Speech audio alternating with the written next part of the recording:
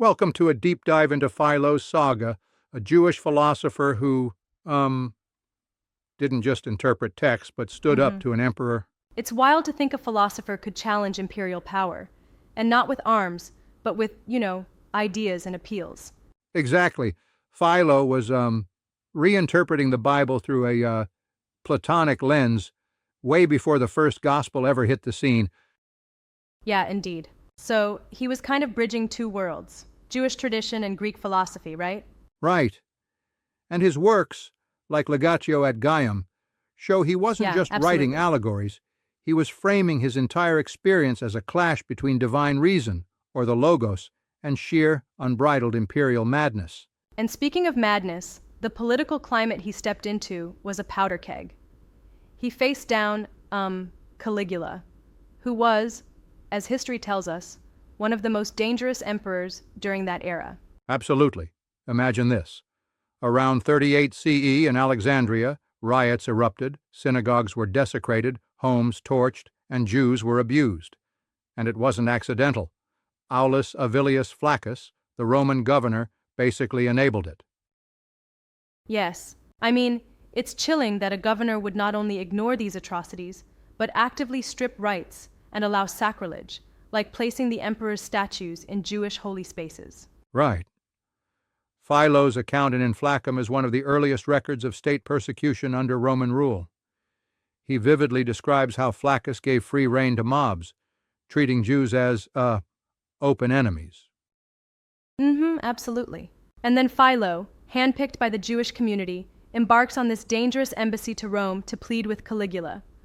That takes some real courage, doesn't it? It really does. He wasn't a soldier nor a zealot, he was a philosopher. His approach was intellectual, appealing not just to policy but to reason and divine order. Right, exactly. But here's something I find intriguing. Philo portrays Caligula not just as a political figure, but as the embodiment of chaos. Isn't that a bit, I don't know, dramatized? Well, that's a fine point. Philo's writings, especially Legatio et Gaium, are indeed polemical. He uses the encounter as like a canvas for a spiritual warfare narrative, divine reason versus earthly madness. I see. So, his account might be colored by theological bias, right? Some modern scholars even suggest that, his depiction of Caligula was exaggerated for effect. Yes, and that's been debated by historians. Scholars like Daniel Schwartz argue that Philo's failure in Rome seeded lasting disillusionment in Yeah, Jewish that's an thought. interesting angle. It's fascinating how a diplomatic mission could have both a political impact and a profound spiritual narrative, a blend of Stoic ethics and Jewish tradition. Definitely. Philo saw his struggle as not just a political negotiation, but as a battle between truth and tyranny. Every word he wrote was, underscored by the belief that reason and divine order could defy madness. Precisely. And let's talk about that crucial moment in Rome, the meeting with Caligula. Philo, along with Jewish elders, confronted an emperor who, rather than hearing them out, mocked and ridiculed their religious practices. Yes, and Caligula's demand to place his statue in the temple in Jerusalem was like a direct provocation. Imagine a ruler trying to insert his divinity into a sacred space. It was a spark that could have ignited a revolt.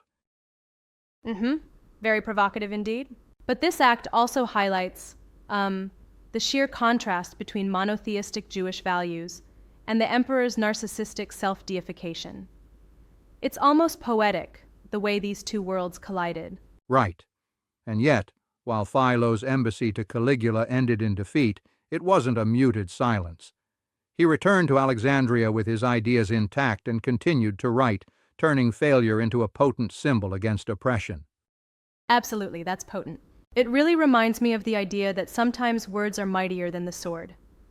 In this case, Philo picked up his pen to battle an empire. Exactly, and that's what makes him so enduring.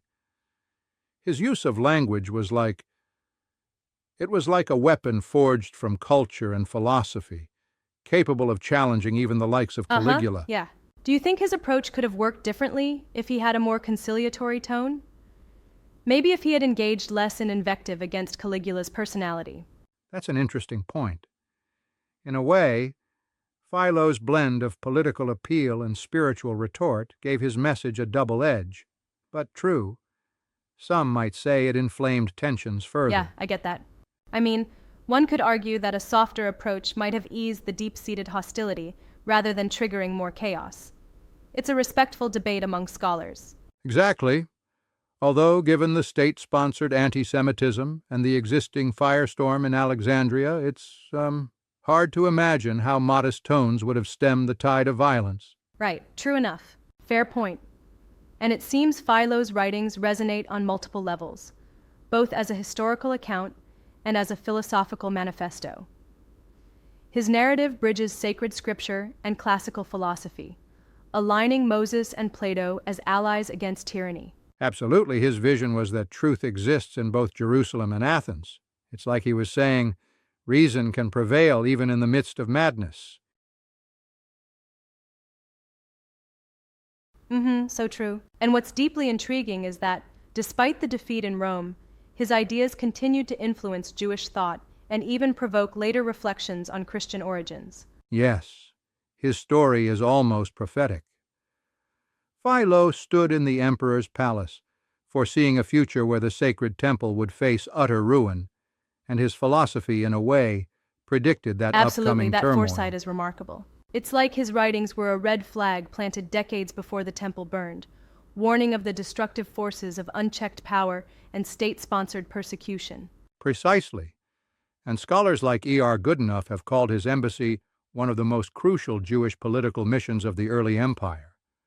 That's a legacy, not easily forgotten. Yeah, definitely. It's impressive how his blend of Stoic thought with ancient religious ethics scaled beyond his own lifetime. His failure in Rome, as tragic as it might have been, seeded a long-lasting critique of imperial power. Right. And it set the stage for ongoing debates in Jewish thought over the centuries, debates about how to stand firm in the face of persecution without surrendering to despair. Exactly. And now, looking ahead, there's this tantalizing hint at his next big idea, the Logos. Was it simply Greek mysticism, or could it have been the prototype for something even more transformational? Yes, that's where things get even more absorbing. Philo's exploration of the Logos wasn't just about philosophy. It hinted at a divine intermediary that would later influence Christian thought. Imagine a single concept that combines the fervor of ancient Greek philosophy with the sacred traditions of the Jewish people. It's like the perfect storm of ideas. Absolutely. And it challenges us to rethink how religious traditions aren't just static beliefs, but were, fiercely contested and argued over, sometimes even fought for, as Philo's own life dramatically illustrates. Right on. Philo's tale is an epic reminder that history is replete with voices, often silenced, that dared to speak truth to power. His legacy encourages us to look beyond simple narratives and appreciate the complex interplay of politics, philosophy, and faith.